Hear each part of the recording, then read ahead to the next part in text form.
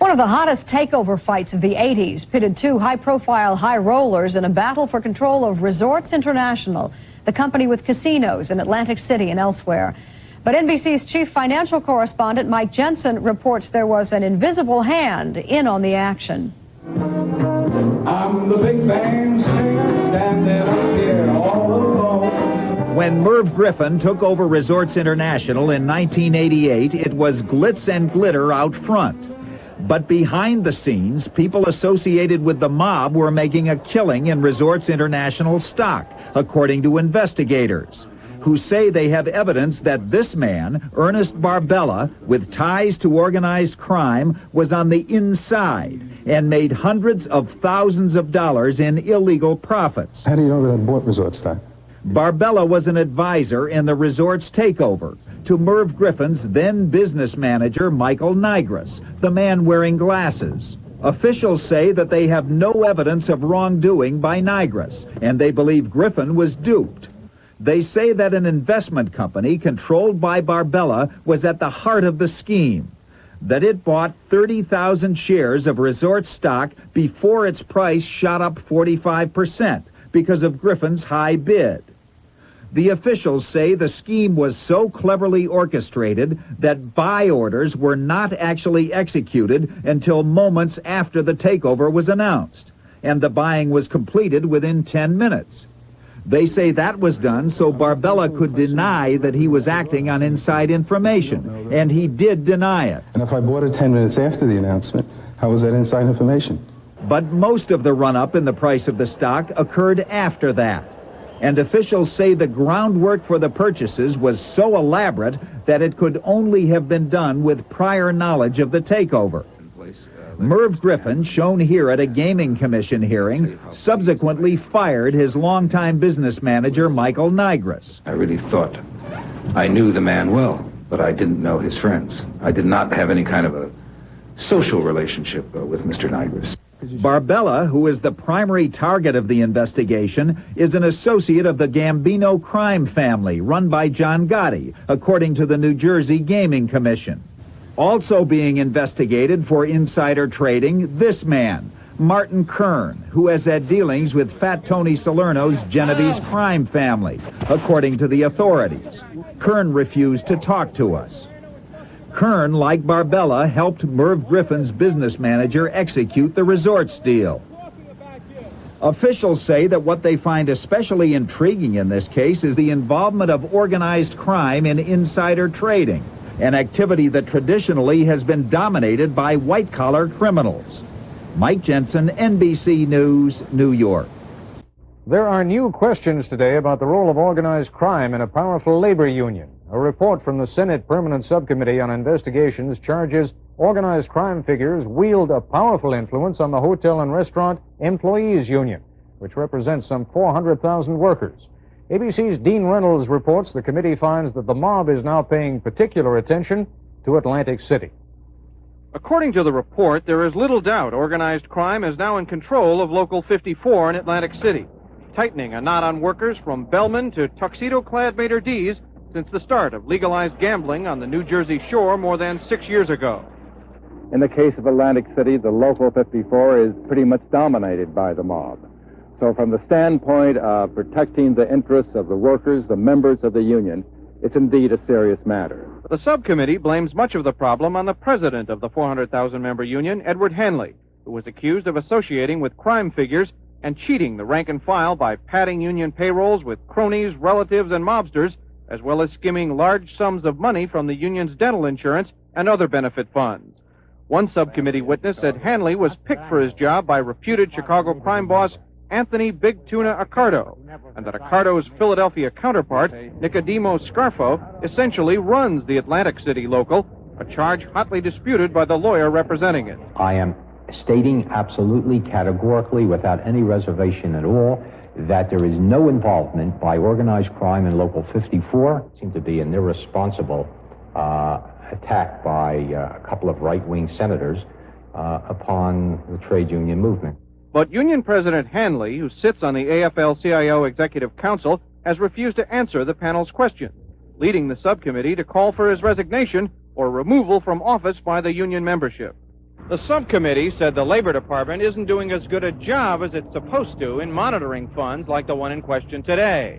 But this afternoon, a department official confirmed that a criminal investigation into the possible mismanagement of the union is now being considered. Dean Reynolds, ABC News, Washington. As the casino prepared to open last May, its owner-operator, Resorts International, was being hailed as the goose that was about to lay a golden egg for its stockholders, for New Jersey, and for the fading resort of Atlantic City. Eager to cash in on the summer tourist trade, state officials had granted Resorts a temporary license, while investigators were still looking into the firm's qualifications. With potential rivals for casino licenses still considering whether to apply, Resorts had the high and low rollers of the East all to itself. In the first 7 months, the firm has grossed $119 million, or better than $600,000 a day, triple the take that had originally been estimated for the entire first year. The casino has hit the jackpot, earning more than any other casino in the world. Now, with its temporary license expiring late next month, all that seems in jeopardy. On the basis of the state inquiry, Attorney General John Degnan has recommended that Resorts be denied its permanent casino license because of what investigators allege has been a history of criminal associations. We're not going to close our eyes to the fact that gambling attracts people we don't want, that it can be abused by people, and we're going to try to regulate it as strictly as any governmental licensed operation has ever been regulated in this country. The investigators' report concentrates on Resorts' operation of its Paradise Island casino in the Bahamas. There, it's alleged, company management paid Bahamian public officials out of an unrecorded cash fund, maintained a materially deficient system of accounting and internal controls which could encourage fraudulent behavior by casino staff, and engaged for a time in business transactions with individuals of unsuitable character and nature. Among them, according to the report, associates of Meyer Lansky, who operated casinos in pre-Castro Havana and who's reputedly a major financier for organized crime. Officials of Resorts International say the charges are unfair, untrue, or long since corrected and not relevant to the Atlantic City operation. We can categorically state that persons, we have not employed anybody that has a direct criminal record. Now, if you are referring to association by having known somebody that knows somebody that knows somebody of that nature, I don't think anybody can be said to totally pass that test. Whether Resorts is in Atlantic City to stay or is forced to sell its lucrative gaming operation will depend on the outcome of the formal hearings which open today before the state's Casino Control Commission.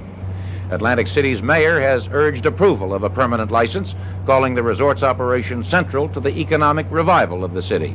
Governor Brendan Byrne says the major issue is not the city's economy, but possible infiltration by organized crime into the gaming industry. Said Byrne, "We are going to have clean casinos, or we're not going to have any casinos at all." Jerry Landay, CBS News, Atlantic City, New Jersey.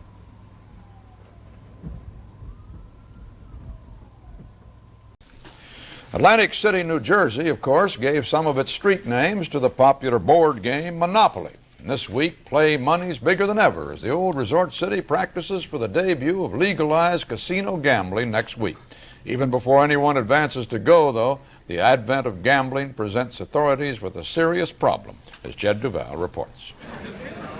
I saw bets and wagers at this time. As gambling comes to Atlantic City, the question is, does organized crime come with it? When New Jersey passed its gaming law, it attached a series of stiff enforcement measures designed specifically to counter the influence of criminal elements. We're not naive in New Jersey. We knew that when we passed the referendum and the legislation that there would be an attraction to organized crime in that kind of industry.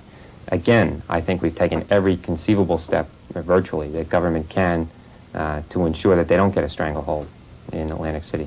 Virtually all law enforcement officials in New Jersey say that organized crime figures have tried to penetrate various business and union activities in Atlantic City, but that so far they've been kept out. The man who heads a Teamsters local in Atlantic City, Bob Saracola, saw the first attempts at outside interference months ago. Well, I did have one offer from another Teamster organization who wanted to come down here and take over my union and double my salary and make life a bed of roses for me. Saracola says he turned down the generous offer and retained leadership of his local. Other, less well-organized locals facing rapid, large growth in membership may be more susceptible to outside pressures. New Jersey authorities say they have created elaborate machinery to stop mob infiltration. One example, liquor licensing. The state government took over licensing late last year, found 1/3 of licenses had been improperly granted, has closed a handful of bars, prevented liquor licenses from being transferred to those with dubious backgrounds, and has started challenging licenses of several others. Resorts International is the first company in the business of gambling. It's the one which this week is testing its tables and croupiers with play money. The company has for years operated casinos in the Bahamas, and for many of those years has fended off charges of organized crime influence within its hierarchy. Resorts President Jack Davis says the public conception which ties gamblers to criminals is a throwback to the days of illegal casinos, and notes that many Las Vegas casinos are run by respected corporate names. To continue to say that companies such as Hilton Hotels or MGM or companies such as that are involved with organized crime is, as I say, somewhat of an outmoded hangover, as we believe that any association of our company with organized crime is a generalization that has no foundation or substance. When the hotel's concessionaire set out to rent cigarette vending machines, it was discovered that the companies it was dealing with could not pass the hotel's own internal security check, so the machines were purchased instead. New Jersey officials say gambling control inspectors will have access to all casino operations to prevent theft of house winnings, or skimming as it's known, and to guard against illegal extensions of credit. State agents will watch the cash counting, will be able to make certain that loans and loan repayments are handled by banks and not loan sharks. The gambling laws provide for personal disclosure forms to be filled out by anyone who works in or around gambling, including cocktail waitresses and gift shop employees, forms that ask for extraordinarily detailed private information about one's past and one's relatives. The ACLU, calling the questionnaires patently unconstitutional, will challenge them in court next week. But in Atlantic City, attention is on the boom, the hundreds of millions of dollars in construction, new jobs and new life for the old town. State and local officials are confident that the new prosperity will not include criminal elements, but many other investigators say of gambling and organized crime, you don't get one without the other. Jed Duval, CBS News, Atlantic City. And that's the way it is. Friday, May 19th, 1978. This is Walter Cronkite, CBS News. Good night. This kind of action is what Atlantic City is all about. And to get the high rollers to the tables, casinos spend a lot of money, often bringing the preferred customers in on private planes. First-class treatment, often free. But today, New Jersey charged that millions of dollars in commissions paid to junket organizers were actually kicked back to a well-organized criminal cartel. Authorities say the illegal activity involving 2 casinos, Caesars and Claridge, reached into 17 states with 17 people and 8 corporations indicted. According to New Jersey law enforcement officials, this investigation revealed for the first time that organized crime not only influenced, but actually controlled an important segment of a casino's operation. When you control their gamblers and their high rollers, you're controlling a major portion of their lifeblood. Ultimately, you can wind up controlling the casinos. We're not going to let that happen. Authorities said it was a sophisticated operation that took 3 years to uncover, focusing on what the casinos call high rollers, people who sometimes lose a lot of money. The indictment has nothing to do with the millions of gamblers who come to Atlantic City for a day at the slot machines. Casino consultant Al Glasgow feels the casinos were victims, but not totally without blame. Management should have had a red light go up and say, hey, what's going on here? I agree with the Attorney General's remark. Caesars had no comment on today's action. Claridge said it was a victim of unscrupulous individuals. While no current employees of the casinos involved have been named in the indictment, a number of them were cited as unindicted co-conspirators. They have lost their licenses and can no longer work in the casino industry in New Jersey. Harold Dow, CBS News, Atlantic City. If the question passes in November, casino gambling would be legal for 21 miles up the Florida Gold Coast in Dade and Broward County, where luxury Miami Beach hotels have fallen on hard times in recent years as tourists have gone elsewhere. Hotelmen have poured money into the gambling campaign, contributing most of the nearly $250,000 spent so far. And already there is talk of a land rush. Last week, the owners of the Castaways, a 13-acre property on Collins Avenue, agreed to sell to the Golden Nugget of Las Vegas if Florida votes in gambling. Oceanfront land prices are expected to double in a year if it passes. Construction investment is conservatively estimated at $1 billion almost immediately. But the question critics ask, how much of the casino bonanza will go to organized crime instead of legitimate businessmen? But many of the owners of the existing oceanfront motels and hotels have been identified in organized crime hearings as associates of Meyer Lansky and other syndicates of this nature.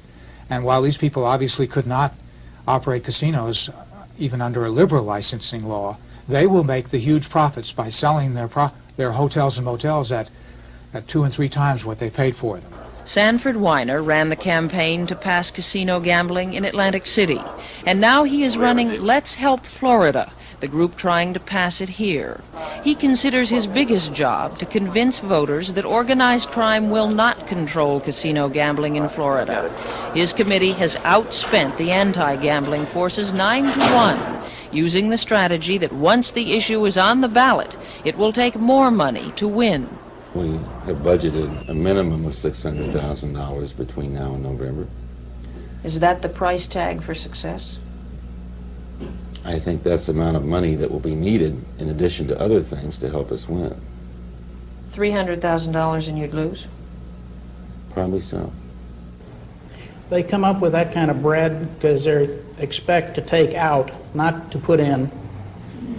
And the fact of the matter is, when you have that kind of money available, you can influence various elements of the government unwisely in many instances to change the requirements for licensing. Ed McGill is the treasurer of FACT, Floridians Against Casino Takeover.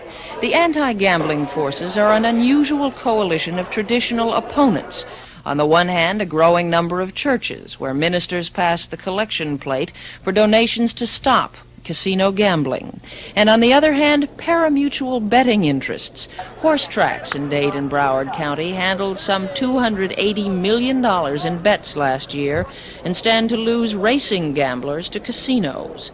Unofficially, supporters of Miami Beach gambling have more than enough signatures to put the issue on the ballot. But putting gambling on the ballot is no guarantee that it will pass in November. Leaders on both sides of the question admit that people are evenly divided, that they will have to fight to win over the 20% of the voters here who are still undecided. Martha Teichner, CBS News, Miami Beach.